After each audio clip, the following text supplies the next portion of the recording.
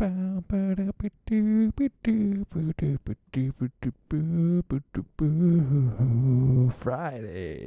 March 31, end of quarter one, 2023, and what a quarter it has been. What a day, what a week, huh? So we kind of called it earlier this week.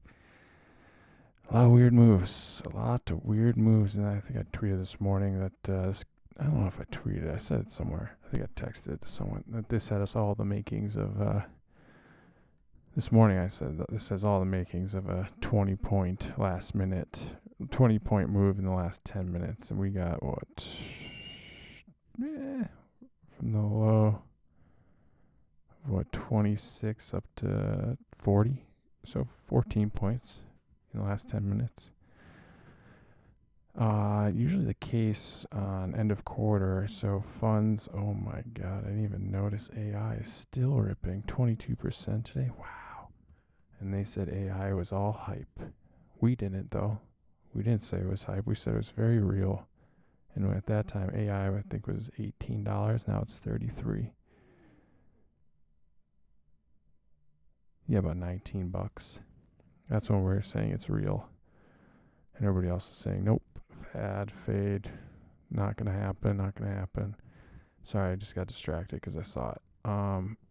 So end of the quarter, also Quadwitch, which is end of quarter, end of month, end of weekly options, all expire in one day.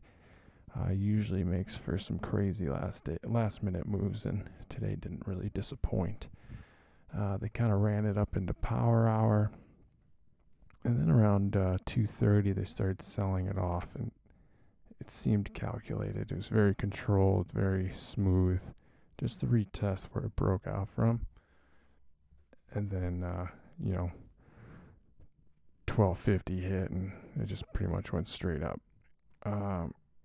CTAs were all sides. Everybody's short.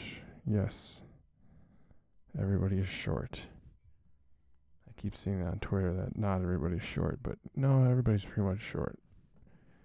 Or at least on the sidelines. So FOMO is a thing too. Anyways, we finished the week at highs in a lot of names. Apple actually had a huge breakout day. It's pushing back to its August numbers. A lot of names are actually pushing back to that August number now. But end of quarter, end of a turbulent quarter. I know VIX didn't really do too much. Had a couple of spikes. I think we hit 30 one day on the VIX, but old habits die hard. And selling volatility is a habit as old as dirt. So VIX is back at 1870. S&P closed above 4100, 4108. Wow. If you told anybody at the beginning of last week that that's where we'd close at the end of this week, they'd all call you nuts with all the banking shit that went on and regional bank blowouts. But at the end of the day, two things prevented any real crash. One was there are small regional banks that got run on. The runs seemed pretty coordinated. If you want to get conspiratorial, it seemed pretty coordinated on specific banks. Yeah, there was some residual damage. Charles Schwab took a big hit. First Republic obviously still struggles.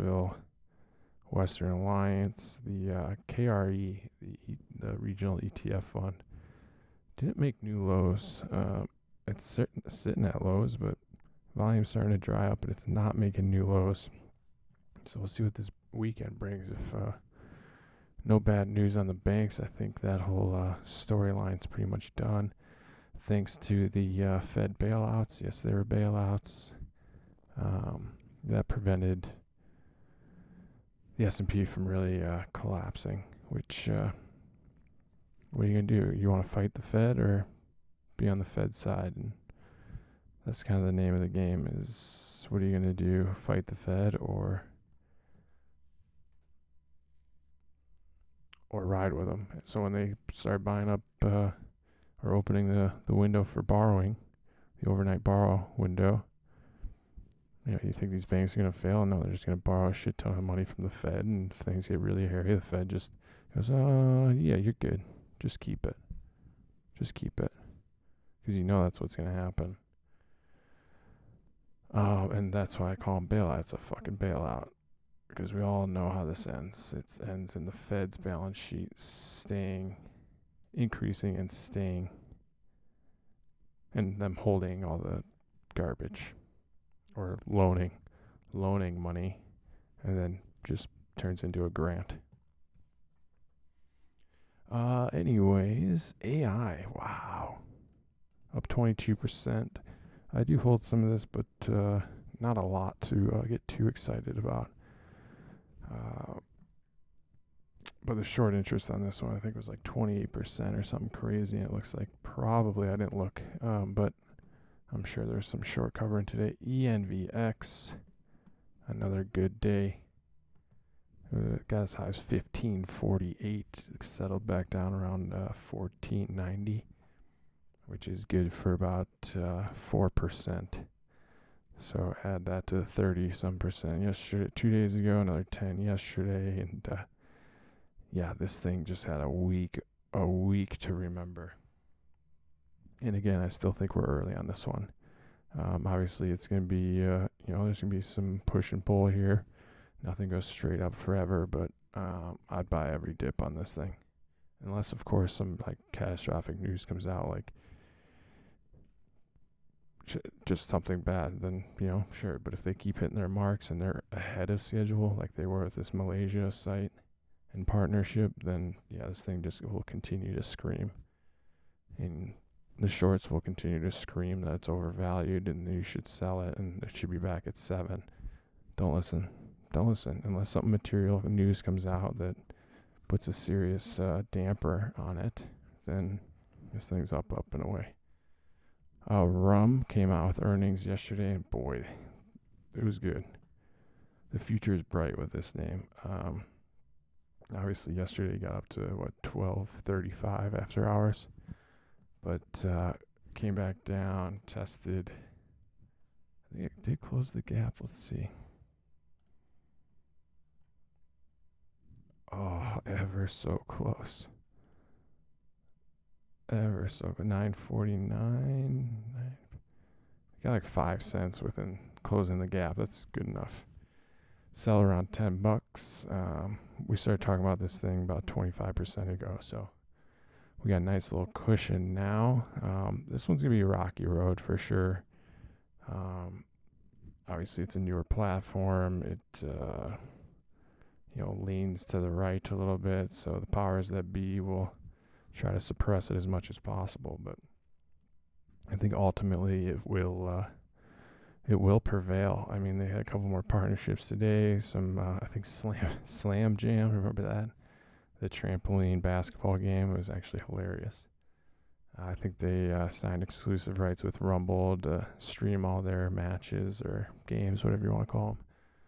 And look, yeah, it's not a massive event. It doesn't draw millions and millions of viewers, but you got to start somewhere, and that ship is starting to sail of signing on these, smaller gigs, but, you got to start somewhere. You can't just all of a sudden be streaming NBA and stuff like that. So baby steps. It's going to be rocky, and you'll have our ups and downs, but now we got a pretty good buffer on this one.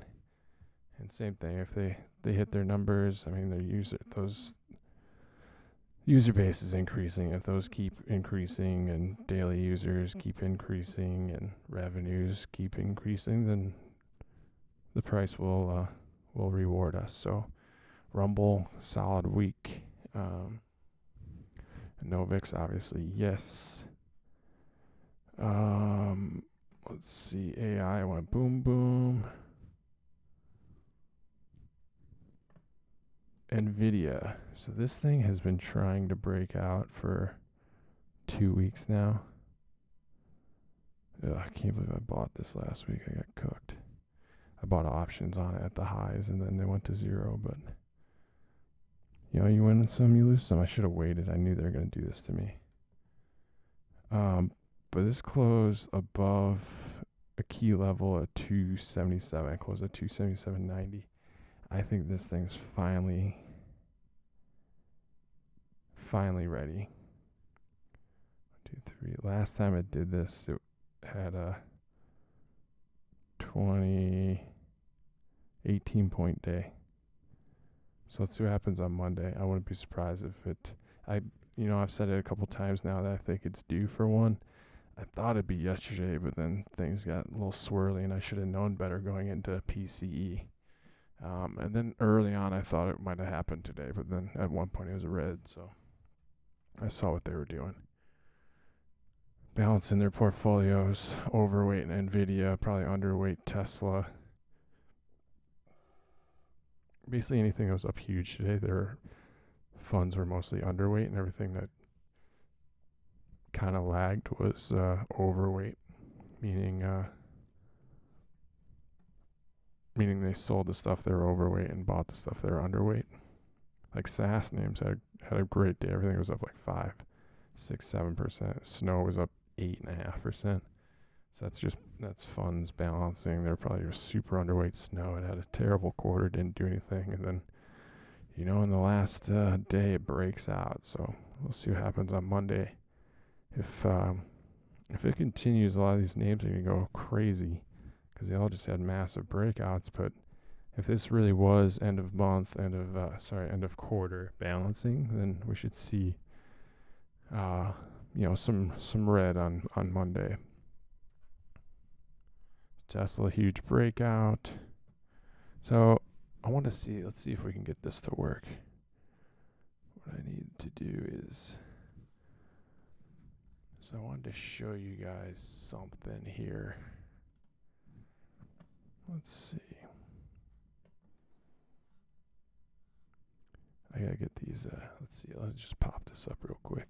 All right, you can see that. Let me move over a little bit. I think you can see it. All right, I gotta get these clouds off though, because they make things look a little funky.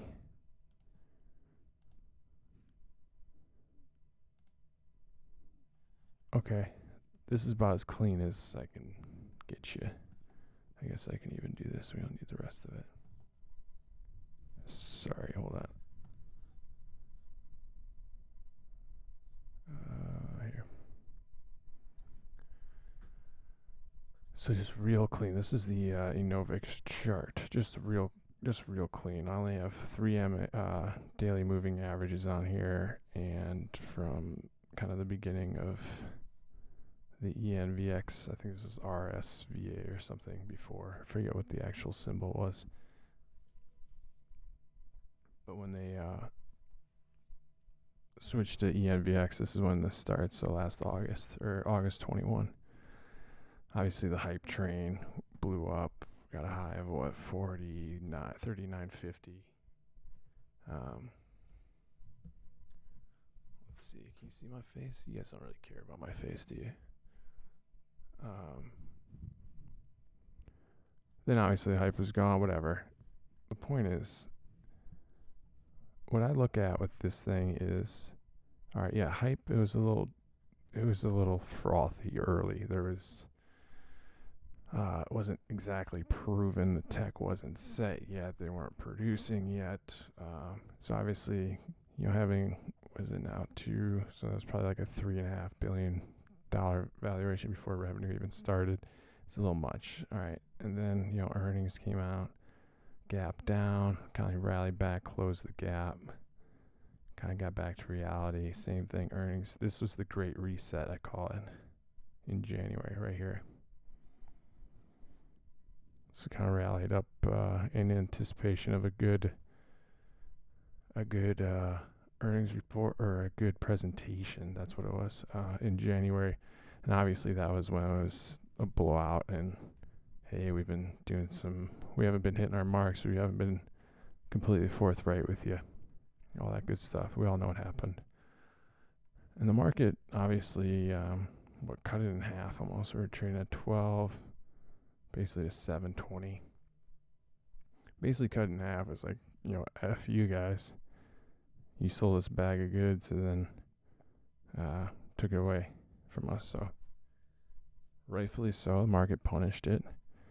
But it's interesting, this is a daily, so each candle represents one day. Interestingly enough, that was the absolute low that next day. It was, hey, TJ. So, yeah, what you did was, what your sitting CEO did was shitty. But we believe in you, and thanks for letting us know, and thanks for being transparent and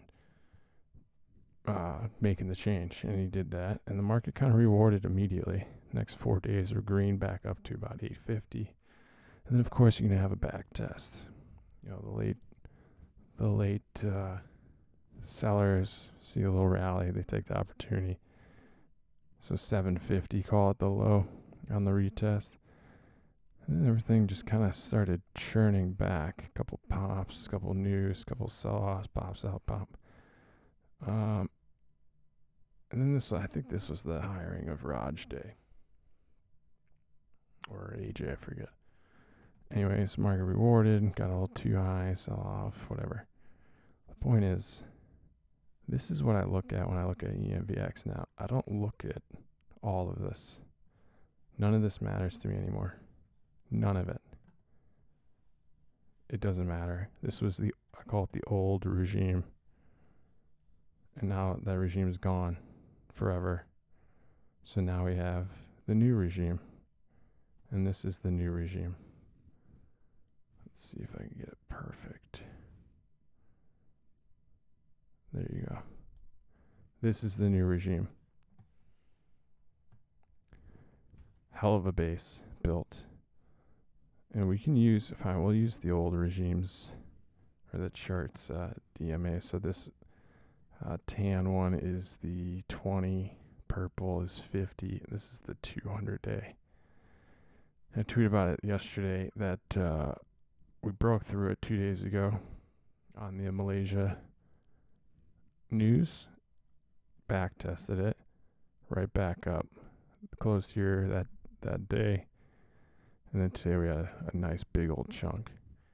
What's important is that we're above the 200 day. The 20s curved up big time. The 50s coming now too. What I'd like to see somewhere probably mid-April is that the 20, I don't expect us to just rip continuously to $40. There will be some profit taking, and I wouldn't be surprised if we tested the 200 day again. It'll slowly rise up, but right now it's 1331. Probably be like 1334 on Monday.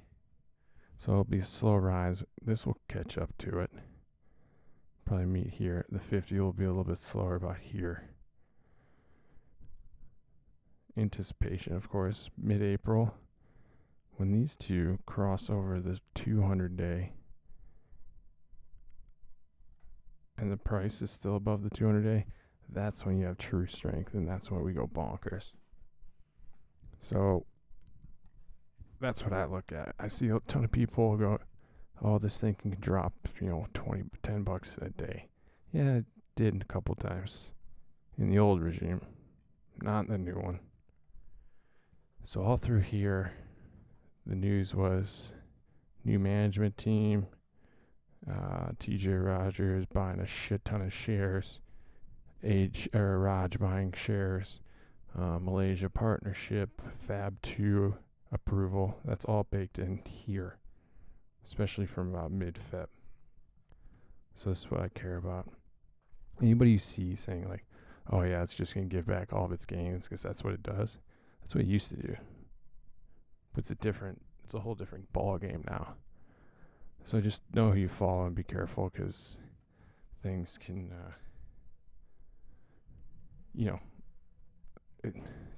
anybody saying that doesn't know what the fuck they're doing. That's the thing. Charts it's just a visualization of what's already happened. It's not a predictor. So when news comes out, it breaks charts. Where on any chart, even if I put my clouds back up, let's see if anything changes. I mean, where did this March 29th candle, where did anybody predict that happening? And closing well above the 200-day. News breaks charts. Always has, always will. Now, if there's no news and we're just kind of churning along, sure, you find momentum, you can find resistance areas, support areas, all that good stuff. But when news hits, all that shit gets thrown out the window, at least for that day, maybe even 1 or 2 days after, while everything kind of resets. The market's resetting the value, going, hey, this is material news, aka Malaysian partnership, no dilution of the shares. So that's huge news, right? So the market readjusts the value of the groovy. I didn't even know I had an order. Well, that's good. Cool. I think I'm flat. I hope I'm flat. So the market revalues the company quickly. The market's incredibly efficient at doing this, as you can see from March 29th. No chart predicted that news to happen, ever. News always breaks charts. Now, if there's no news going forward, then you start getting impatient bulls, you get over-aggressive bears, vice versa, and then things will kind of start leveling out, evening out, and then charts can help you find new support areas, new resistance areas, all that good stuff. But anybody who says that this thing's just going to drop back to 7 because that's what it does based on the charts, unfollow them. They don't know what they're doing. All right, so that's my spiel on charts. That was kind of nice. I like that little feature. I'll do more of those if you guys want them. No, I don't want to see it. Oh, shoot. Whatever, I just closed out my screens. I didn't mean to do that. Oh, well. All right, that's it for anyways. What's happening? Hell of a quarter. Hell of a finish to the week. You guys be safe. Prediction on Monday. See some follow through buying. As long as there's no news of banks over the weekend getting cucked.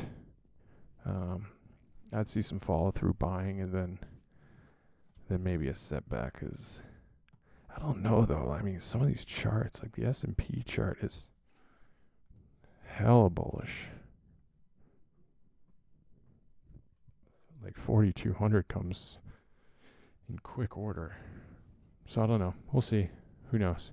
You know what you do on weekends after we shut this down, and you hit subscribe and tell all your friends about me. Hit follow at Instagram or on Twitter at Krycopter, Krycopter. Grab a drink, tell your friends, hit subscribe, watch the old videos, comment, let me know what you need, want, if you have questions about anything. Shout them out if you have criticisms. I can handle it, criticize away, as long as you're nice about it, you know. And then break away from the screens for a while. You got to reset the mind. You have to reset the mind. It's like now I did some little bit of charting. I kind of got a good feel of what happened today. And now I'm just going to shut it down mentally, have a cocktail, and kind of get back into it. Sunday night a little bit, I'll pull up the screens again and just kind of look over everything, kind of see where we open on at 5 p.m. on Sunday. And then, take it slow Monday and kind of work our way through the rest of the week. I usually do very little on Monday to kind of see what the market's thinking for the week. You can kind of get a good feel midday, and then the rest of the week pretty dialed in. Hit subscribe. Thanks for watching.